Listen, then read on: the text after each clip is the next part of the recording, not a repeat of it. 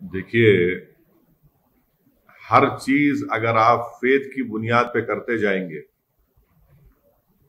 तो ये संविधान के फंडामेंटल राइट के संविधान के प्रियम्बल के खिलाफ है। अब खाना भी अगर फेथ की बुनियाद पर बिकेगा, कौन क्या बेचेगा फेथ की बुनियाद पर अगर फैसला होगा, तो फिर क्या ये मुल्क कोई थियोलॉजिकल कंट्री हो गया है क्या? जो संविधान बाबा साहेब अंबेडकर का बनाया हुआ है, जिसमें साफ तौर पर सबको मालूम कि इस मुल्क का कोई फेथ नहीं है, ये मुल्क सब फेथ को मानता भी है, जो नहीं मानता उनको ही मानता है। और अगर मैं किसी दुकान से तरकारी खरीदता हूं या मच्छी खरीदता हूं या मटन खरीदता हूं या बीफ खरीदता हूं और जो इलीगल नहीं है और मैं अपने घर में पका के खाता हूं, तो आपको तो मैं मजबूर नहीं कर रहा हूं ना खाने के लिए, मैं तो अपने घर ले जाकर उसको पका के खा रहा हूं। तो आप बोल रहे हैं हमारा बिलीफ है, हमारा फेथ है, तो मंगलवार को आप दुकान बंद कर दीजिए। ये कहां पर लिखा हुआ है? किसने इख्तियार दिया आपको? चलिए, गवर्नमेंट हॉलीडे है, गांधी जयंती है, कोई गवर्नमेंट हॉलीडे समझ सकते, गवर्नमेंट हॉलीडे है, मगर कुछ नहीं, वहां ट्यूसडे है, मंगलवार है, तो आप दुकान बंद कर दीजिए, आप गोश्त नहीं बेचेंगे। आप कौन होते हैं भाई? मेरे घर में क्या पकेगा मैं तो आपको फोर्स नहीं कर रहा हूं ना, मैं तो लूंगा, मैं जो मेरी मर्जी है, पसंद है, मैं उसको लूंगा, पकाऊंगा, घर में खाऊंगा। और आप बोल रहे नहीं बिलीफ है, फेथ है। ये कहां से आ रहा है फेथ बिलीफ? क्या इस देश को आप बिलीफ के ऊपर चलाएंगे या संविधान पे चलाएंगे?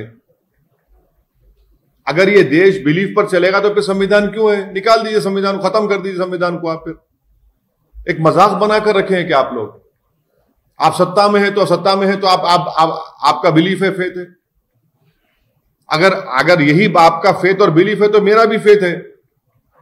मैं इसलिए मैं कह रहा हूं कि ठीक है, आप फ्राइडे के दिन शराब की दुकान बंद कर दीजिए, शराब बेचिए मत आप।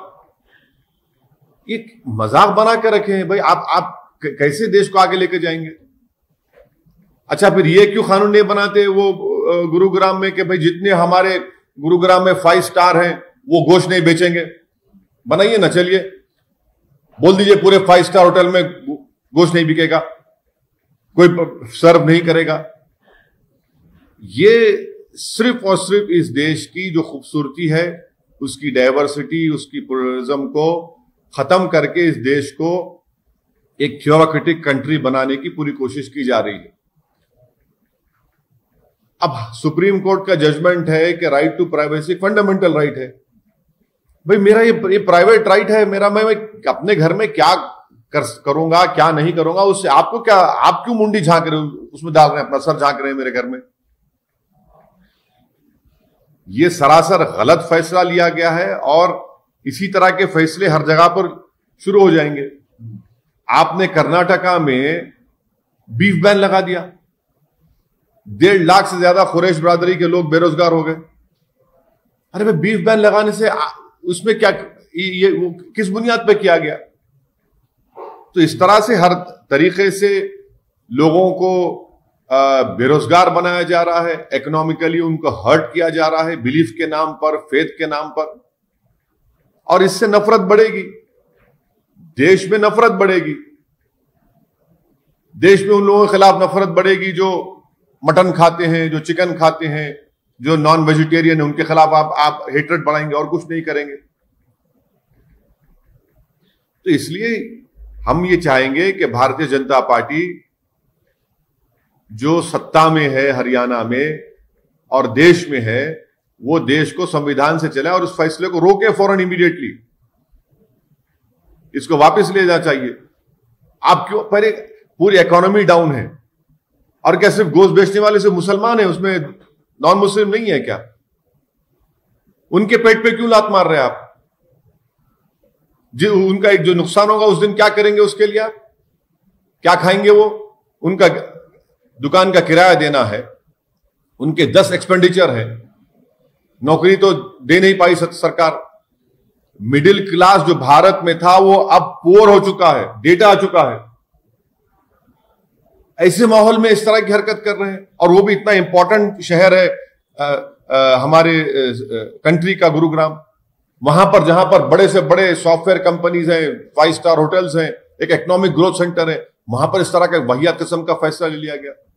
इसको हम कंडेम करते हैं और भारतीय जनता पार्टी से डिमांड करते हैं कि वो फौरन इस डिसीजन को वापस ले। पर सर, आपने ऐसा क्यों कहा कि फ्राइडे के दिन शराब? मैंने एक आपको ये कहा कि अगर आप फेथ की बुनियाद पर ये कह रहे हैं कि ट्यूसडे के दिन कोई मटन चिकन नहीं बिकेगा, तो फिर मेरा फेथ क्या है? फिर मेरा फेथ नहीं है?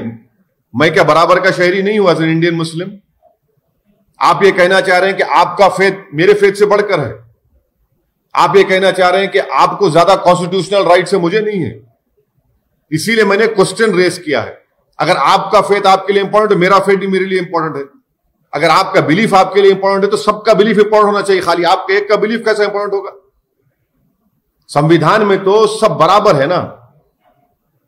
कोई संविधान तो ये नहीं कहता कि ये मजहब का, ये बिलीफ वाला भारत का नंबर 1 सिटीजन है और दूसरा नंबर 2 सिटीजन है। यही तो मैसेज दिया जा रहा है सब चीजों से। बंगाल में खेला होगा कि ना? अभी आप जो है ये चिकन मटन की बात हो रही है, इलेक्शन की बात बाद में हो। अच्छा सर, आज आपको पता होगा कि आरएसएस के नए जनरल सेक्रेटरी बन गए दत्तात्रेय होसामने। तो उन्होंने कई बातें कही, उसमें से एक जो है बात कही थी लव जिहाद की। तो उनका कहना है कि लव जिहाद जो शब्द है वो संघ का नहीं है, लेकिन केरल से आया है।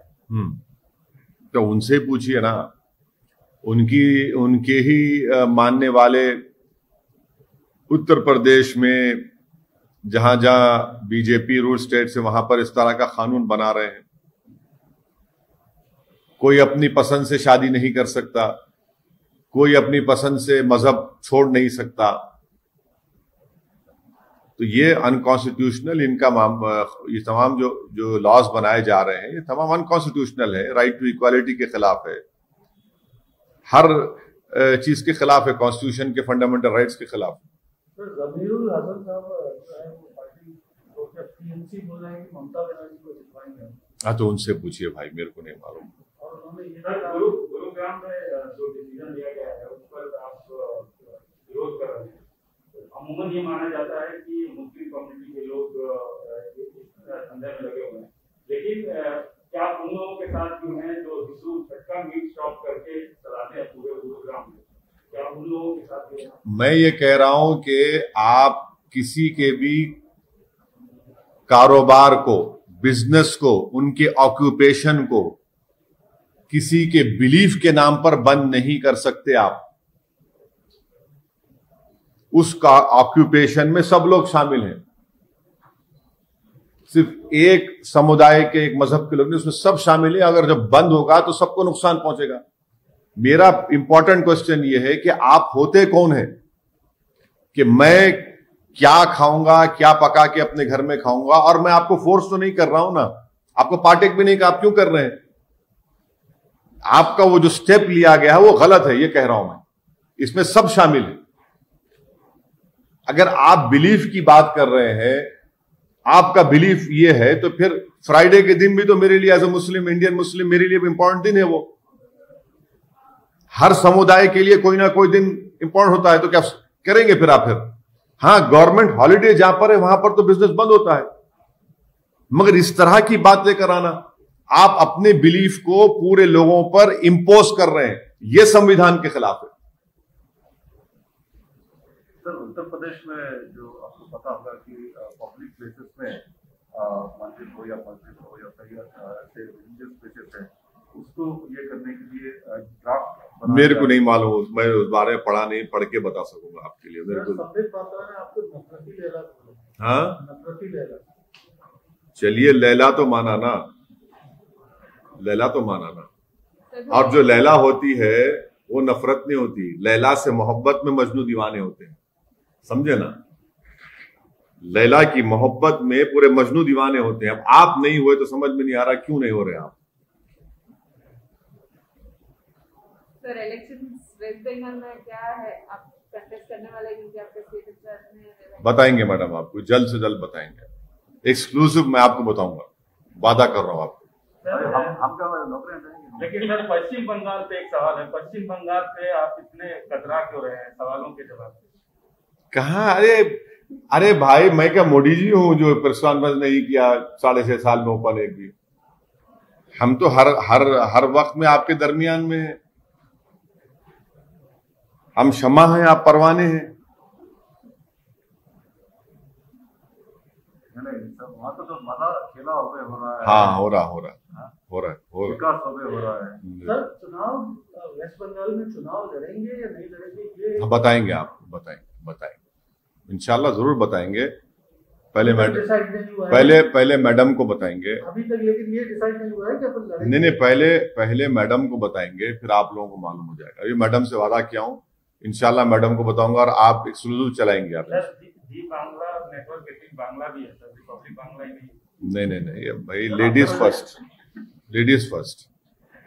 सर तमिलनाडु में आप किस तरह से आगे क्या प्लान है? 3 सीट लड़ रहे हैं जैसा आपको मालूम, और दिनाकरन साहब की पार्टी के साथ हम लोग साथ हैं, और मैं जाऊंगा तमिलनाडु, कैंपेन भी करूंगा, और दिनाकरन साहब के साथ भी कैंपेन करूंगा, और पूरी कोशिश करेंगे हमारे कैंडिडेट्स की कामयाबी के लिए।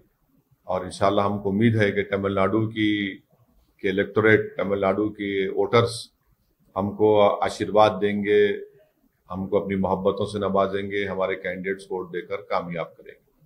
आपने इसके पहले कहा था कि तमिलनाडु में एक थर्ड फ्रंट होगा जो आपके साथ एएमएम के और बाकी पार्टियों के साथ होगा, तो क्या तमिलनाडु के लोग थर्ड फ्रंट के लिए देख रहे हैं? मेरा मानना यह है कि तमिलनाडु में एक थर्ड फ्रंट का बहुत पॉलिटिकल स्पेस है, और वो पॉलिटिकल स्पेस को मुझे यकीन है कि जनाब दिनाकरन साहब उसको ऑक्यूपाई करेंगे।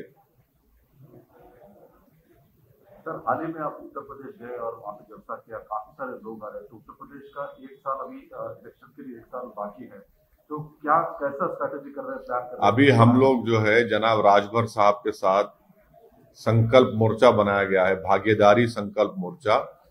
उस भागीदारी संकल्प मोर्चा के एमआईएम पार्टी हिस्सा है, उसके जिम्मेदार, उसके कन्वीनर जनाब ओम प्रकाश राजभर साहब हैं, जिन्होंने अपनी मिनिस्ट्रीशिप से रिजाइन करके ये जो वंचित समाज के तमाम पार्टीज को उन्होंने जमा किया है, और उनके साथ हम लोग काम कर रहे हैं, और इंशाल्लाह उन्हीं के भागीदारी संकल्प मोर्चा के साथ एमआईएम पार्टी उत्तर प्रदेश में चुनाव लड़ेगी, और उसी की तैयारी में हम तमाम लोग जुटे हुए हैं।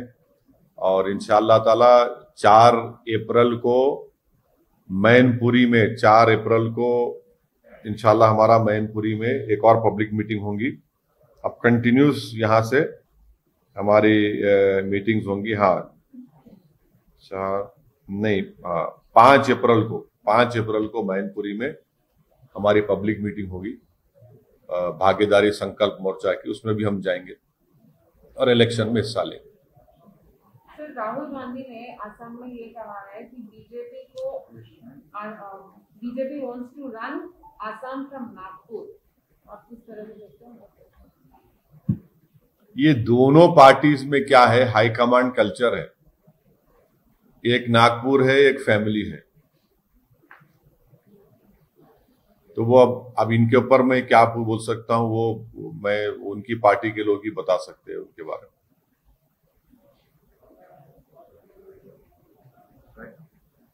Okay sir, thank you.